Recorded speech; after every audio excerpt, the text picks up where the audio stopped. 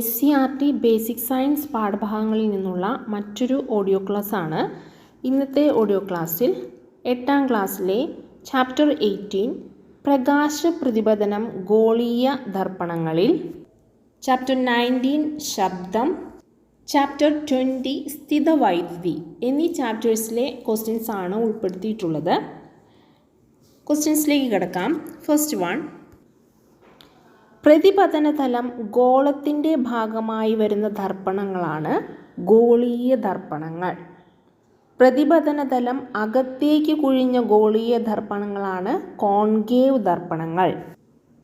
പ്രതിപതന തലം പുറത്തേക്ക് ഉന്തി നിൽക്കുന്ന ഗോളീയ ദർപ്പണങ്ങളാണ് കോൺവെക്സ് ദർപ്പണങ്ങൾ. അപ്പോൾ കോൺകേവ് ദർപ്പണങ്ങൾ എങ്ങനെയാണ്? കോൺകേവ് ദർപ്പണങ്ങൾ അകത്തേക്ക് കുഴിഞ്ഞതും കോൺവെക്സ് ദർപ്പണങ്ങൾ പുറത്തേക്ക് ഉന്തി നിൽക്കുന്നതുമാണ്. ഗോളീയ ദർപ്പണങ്ങളിൽ പതനകോണും പ്രതിപതന കോണും തുല്യമാണ്. ഗോളീയ ദർപ്പണങ്ങളിൽ പതനകോണും പ്രതിപതന കോണും തുല്യമാണ്. കോൺകേവ് ദർപ്പണങ്ങളുടെ ഉപയോഗങ്ങൾ അല്ലെങ്കിൽ കോൺകേവ് ദർപ്പണങ്ങൾ ഉപയോഗിച്ചുള്ള ഉപകരണങ്ങൾ ഏതൊക്കെയാണെന്ന് നോക്കാം. ഷേവിംഗ് മിറർ, മേക്കപ്പ് മിറർ, ഡോക്ടർമാരുടെ ഹെഡ് മിറർ, സിനിമാ പ്രൊജക്ടറുകൾ സെർച്ച് ലൈറ്റായി ഉപയോഗിക്കുന്നു. ഇത് വളരെ ഇമ്പോർട്ടൻ്റ് ആയിട്ടുള്ളൊരു ക്വസ്റ്റ്യൻ ആണ്. കോൺവെക്സ് ദർപ്പണങ്ങൾ ഉപയോഗിക്കുന്ന ഉപകരണങ്ങളും കോൺകേവ് ദർപ്പണങ്ങൾ ഉപയോഗിക്കുന്ന ഉപകരണങ്ങളും. അപ്പോൾ കോൺകേവ് ദർപ്പണങ്ങൾ, അതായത് കോൺകേവ് ദർപ്പണങ്ങൾ എന്ന് പറഞ്ഞു കഴിഞ്ഞാൽ അകത്തേക്ക് കുഴിഞ്ഞിരിക്കുന്ന ദർപ്പണങ്ങളാണ് കോൺകേവ് ദർപ്പണങ്ങൾ. കോൺവെക്സ് പുറത്തേക്ക് ഉന്തി നിൽക്കുന്നത്. അപ്പോൾ കോൺകേവ് ദർപ്പണങ്ങൾ ഉപയോഗിക്കുന്നത് ഏതൊക്കെയാണ്? ഷേവിംഗ് മിറർ, മേക്കപ്പ് മിറർ, ഡോക്ടർമാരുടെ head mirror, cinema projector, search light. ഏതൊക്കെയാണ്? ഷേവിംഗ് മിറർ, മേക്കപ്പ് മിറർ, ഡോക്ടർമാരുടെ ഹെഡ് മിറർ, സിനിമ പ്രൊജക്ടറുകൾ, സെർച്ച് ലൈറ്റ്. അതായത് കോൺകേവ് ദർപ്പണങ്ങൾ സെർച്ച് ലൈറ്റായിട്ട് ഉപയോഗിക്കുന്നു. കോൺകേവ് ദർപ്പണങ്ങൾ ഏതൊക്കെയാണ്? ഷേവിംഗ് മിറർ, മേക്കപ്പ് മിറർ, ഡോക്ടർമാരുടെ ഹെഡ് മിറർ, സിനിമ പ്രൊജക്ടറുകൾ, സെർച്ച് ലൈറ്റ്. ഇവയിലെല്ലാം ഉപയോഗിക്കുന്നത് കോൺകേവ് ദർപ്പണങ്ങളാണ്. നെക്സ്റ്റ്, കോൺവെക്സ് ദർപ്പണങ്ങളുടെ ഉപയോഗങ്ങൾ. തെരുവു വിളക്കുകളിൽ റിഫ്ലക്ടറുകളായി, അതായത് സ്ട്രീറ്റ് ലൈറ്റിൽ ഉപയോഗിക്കുന്നത് കോൺവെക്സ് ദർപ്പണങ്ങളാണ്. വാഹനങ്ങളുടെ റിയർ വ്യൂ മിറർ, റോഡിലെ വളവുകളിൽ അപകടം ഒഴിവാക്കാൻ വലിയ കോൺവെക്സ് ദർപ്പണം സ്ഥാപിക്കുന്നു. കോൺവെക്സ് ദർപ്പണങ്ങൾ ഏതൊക്കെയാണ്? സ്ട്രീറ്റ് ലൈറ്റായിട്ട് ഉപയോഗിക്കും, റിയർ വ്യൂ മിററായി ഉപയോഗിക്കും. Street light, rear view mirror, വളവുകളിൽ അപകടം ഒഴിവാക്കാനും കോൺവെക്സ് ദർപ്പണം ഉപയോഗിക്കുന്നു. ഏതൊക്കെയാണ്? Street light, rear view mirror, വളവുകളിൽ അപകടം ഒഴിവാക്കാൻ ഉപയോഗിക്കുന്നത് ഏത് മിററാണ്? കോൺവെക്സ്. എപ്പോഴും ക്വസ്റ്റ്യൻ പേപ്പറിൽ ആവർത്തിച്ച് വരുന്നൊരു ക്വസ്റ്റ്യനാണിത്. കോൺവെക്സും കോൺകേവ് ദർപ്പണങ്ങൾ ഉപയോഗിക്കുന്ന ഉപകരണങ്ങൾ. അപ്പോൾ കോൺവെക്സ് ഏതൊക്കെയാണ്? സെർച്ച് ലൈറ്റ് അല്ല, കോൺവെക്സ് ഉപയോഗിക്കുന്നത് ഏതിലൊക്കെയാണ്? Street light, rear view mirror, വളവുകളിൽ അപകടം ഒഴിവാക്കാൻ. കോൺകേവ് ഏതൊക്കെയാണ്? Shaving mirror, search light, makeup mirror, ഡോക്ടർമാരുടെ ഹെഡ് മിറർ, സിനിമ പ്രൊജക്റ്റുകൾ. അവയെല്ലാം കോൺകേവ് ദർപ്പണങ്ങളാണ് ഉപയോഗിക്കുന്നത്. ശ്രവണബോധം ഉളവാക്കുന്ന ഊർജ്ജരൂപം ഏതാണ്? ശബ്ദം. ശ്രവണബോധം ഉളവാക്കുന്ന ഊർജ്ജരൂപമാണ് ശബ്ദം. ശബ്ദം ഉണ്ടാകാൻ കാരണം വസ്തുക്കളുടെ കമ്പനം. ശബ്ദമുണ്ടാകാൻ കാരണം എന്താണ്? വസ്തുക്കളുടെ കമ്പനം. ശബ്ദത്തിന് സഞ്ചരിക്കാൻ ഒരു മാധ്യമം ആവശ്യമാണ്. ശബ്ദത്തിന് സഞ്ചരിക്കാൻ ഒരു മാധ്യമം ആവശ്യമാണ്. ശബ്ദം അനുഭവപ്പെടണമെങ്കിൽ 3 ഘടകങ്ങൾ ആവശ്യമാണ്. അവ ഏതൊക്കെയാണ്? ശബ്ദസ്രോതസ്, സ്വാഭാവിക ആവൃത്തി, ശബ്ദ സവിശേഷതകളായ സ്ഥായിയും ഉച്ചതയും. ശബ്ദം അനുഭവപ്പെടണമെങ്കിൽ 3 ഘടകങ്ങൾ ആവശ്യമാണ്. ഏതൊക്കെയാണ്? ശബ്ദസ്രോതസ്, സ്വാഭാവിക ആവൃത്തി, ശബ്ദ സവിശേഷതകളായ സ്ഥായിയും ഉച്ചതയും. ഒരു ശബ്ദസ്രോതസ്സുമായി ബന്ധപ്പെട്ട പല ഭാഗങ്ങളുടെയും കമ്പനങ്ങളുടെ ആകെ തുകയാണ് ശബ്ദം. ആവൃത്തിയുടെ യൂണിറ്റ് ഹെർട്സ്. കൊതുകുകളും തേനീച്ചകളും പറക്കുമ്പോൾ ശബ്ദം ഉണ്ടാകാൻ കാരണം ചിറകുകളുടെ കമ്പനം. കൊതുകുകളുടെ ചിറകുകൾ കമ്പനം ചെയ്യുന്ന ആവൃത്തി 500 ഹെർട്സും തേനീച്ചകളുടെ ചിറകുകൾ കമ്പനം ചെയ്യുന്ന ആവൃത്തി 300 ഹെർട്സുമാണ്. ചിറകിലുള്ള പ്രത്യേക അവയവങ്ങൾ തമ്മിൽ ഉരസി ഉയർന്ന ആവൃത്തിയിലുള്ള ശബ്ദമുണ്ടാക്കുന്ന ജീവിയാണ് ചീവീട്. കേൾക്കുന്ന ശബ്ദത്തിൻ്റെ കൂർമ്മത എന്താണ്? സ്ഥായി. കേൾക്കുന്ന ശബ്ദത്തിൻ്റെ കൂർമ്മതയാണ് സ്ഥായി. ശബ്ദം ഒരാളിൽ ഉണ്ടാകുന്ന കേൾവി അനുഭവത്തിൻ്റെ അളവാണ് ഉച്ചത. ഉച്ചതയുടെ യൂണിറ്റ് ഡെസിബൽ. ഉച്ചത അളക്കുന്ന ഉപകരണം ഡെസിബൽ മീറ്റർ. ആദ്യത്തെ ടെലഫോൺ ലോകത്തിന് സമർപ്പിച്ച സ്കോട്ടിഷ് ശാസ്ത്രജ്ഞനാരാണ്? Alexander Graham Bell. ആരുടെ ബഹുമാനാർത്ഥമാണ് ഉച്ചതയുടെ യൂണിറ്റ് ബെൽ എന്ന പേര് നൽകിയത്? Alexander Graham bell. ബെല്ലിൻ്റെ ചെറിയ അളവാണ് ഡെസിബൽ. ചെവിക്ക് വേദന ഉണ്ടാക്കുന്ന ശബ്ദം 120 ഡെസിബൽ കൂടുതൽ. 120 ഡെസിബൽ കൂടുതൽ ഉള്ള ശബ്ദം ചെവിക്ക് വേദന ഉണ്ടാക്കുന്നു. ചെവിക്ക് വേദന ഉണ്ടാക്കുന്ന ശബ്ദം 120 ഡെസിബലിൽ കൂടുതലുള്ളവ. ജെറ്റ് എൻജിൻ 100 മീറ്റർ അകലെ ആണെന്നുണ്ടെങ്കിൽ ഉച്ചത എത്രയായിരിക്കും? 110നും 140നും ഇടയിൽ. ജെറ്റ് എൻജിൻ 100 മീറ്റർ അകലെയാണെങ്കിൽ ഉച്ചത 110നും 140നും ഇടയിലായിരിക്കും. വാഹനത്തിരക്കേറിയ റോഡ്, അതിൻ്റെ ഉച്ചത എന്ന് പറയുന്നത് 80നും 90 ഡെസിബലിനും ഇടയിലായിരിക്കും. 80 ഡെസിബലിനും 90 ഡെസിബലിനും ഇടയിലാണ് കാറിൻ്റെ ഉച്ചത 60 ഡെസിബലിനും 80 ഡെസിബലിനും ഇടയിലാണ്. സാധാരണ സംഭാഷണം 40-60, 40 ഡെസിബലിനും 60 ഡെസിബലിനും ഇടയിലാണ് സാധാരണ സംഭാഷണം. ഇലകളുടെ മർമ്മരം 10 ഡെസിബൽ. ഏതൊക്കെയാണ്? ചെവിക്ക് വേദന ഉണ്ടാക്കുന്ന ശബ്ദം 120 ഡെസിബലിന് കൂടുതലായിരിക്കും. ജെറ്റ് എൻജിൻ 100 മീറ്റർ അകലെ വരെയാണെങ്കിൽ 110നും 140 ഡെസിബലിനും ഇടയിലാണ്.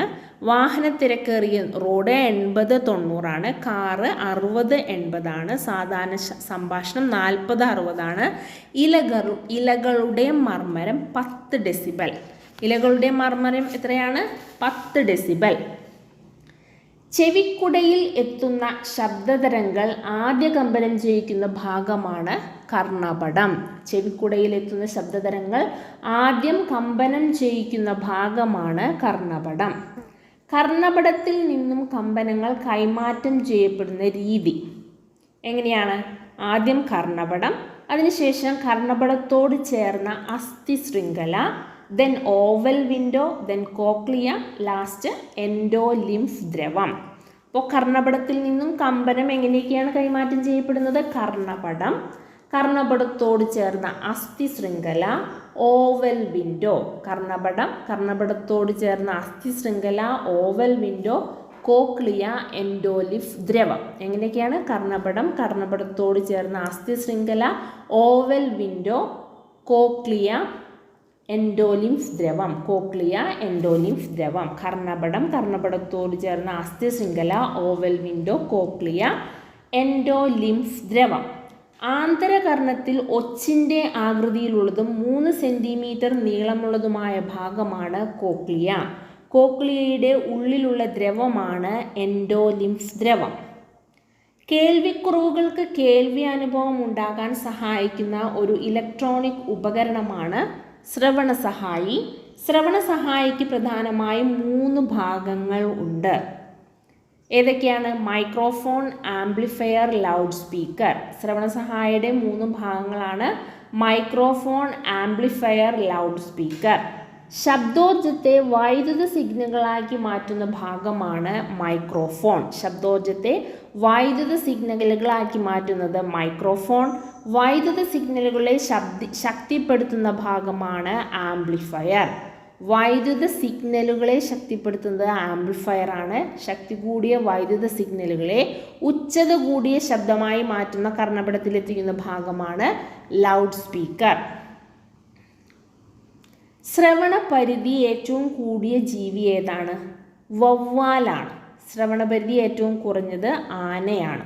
മനുഷ്യൻ്റെ ശ്രവണപരിധി 20 ഹെർട്സിനും 20,000 ഹെർട്സിനും ഇടയിലാണ്. 20 ഹെർട്സിൽ താഴെ ആവൃത്തിയുള്ള ശബ്ദമാണ് ഇൻഫ്രാസോണിക് ശബ്ദം.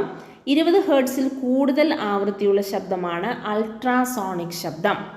നായ്ക്കൾക്ക് കേൾക്കാൻ കഴിയുന്നതും മനുഷ്യന് കേൾക്കാൻ സാധിക്കാത്തതുമായ ശബ്ദമാണ് ഗാൾട്ടൻ വിസിലിൻ്റെ ശബ്ദം. ഗാൾട്ടൻ വിസിലിൽ നിന്ന് പുറപ്പെടുന്ന ശബ്ദത്തിൻ്റെ ആവൃത്തി 30,000 ഹെർട്സ് ആണ്.